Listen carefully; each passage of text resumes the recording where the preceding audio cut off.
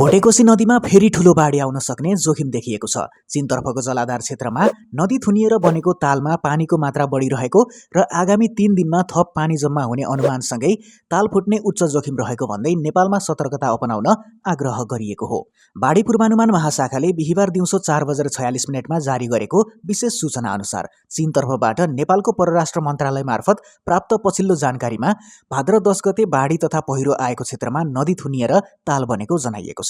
उपग्रह तस्बिर तथा प्रारम्भिक विश्लेषणले तालको पानीको सतह बढिरहेको र फुट्ने जोखिम रहेको देखाएको महाशाखाले जनाएको छ। चीनको जलस्रोत मन्त्रालयलाई उद्धृत गर्दै चिनिया सरकारी सञ्चार माध्यमले छोसेन खोला र पुरेपु स्याङ्पो नदीको दोभान नजिकै बनेको उक्त तालमा बिहिबार बिहानसम्म करिब 20 लाख घनमिटर पानी जम्मा भइसकेको र ताल भरिएर पानी बाहिरिन थालेको जनाएको छ। आगामी 3 दिनमा थप 30 लाख घनमिटर पानी तालमा प्रवेश गर्ने अनुमान गरिएको छ।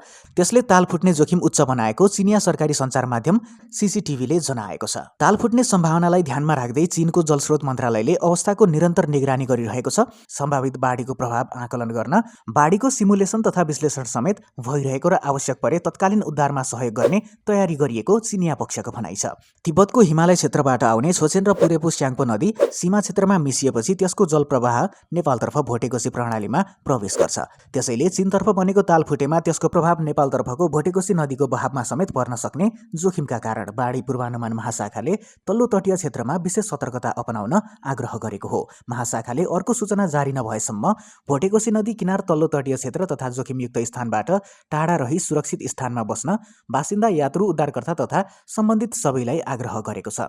यसअघि भाद्र 10 गते आएको विनाशकारी बाढीले भोटेकोशी आसपास ठूलो क्षति पुर्याएको थियो। त्यसै घटनापछि पुनः नदी थुनिएर बनेको तालमा पानीको मात्रा बढ्दै गएपछि पहिलेको बाढीपछि फेरि अर्को सम्भावित बाढीको जोखिम थपिएको हो।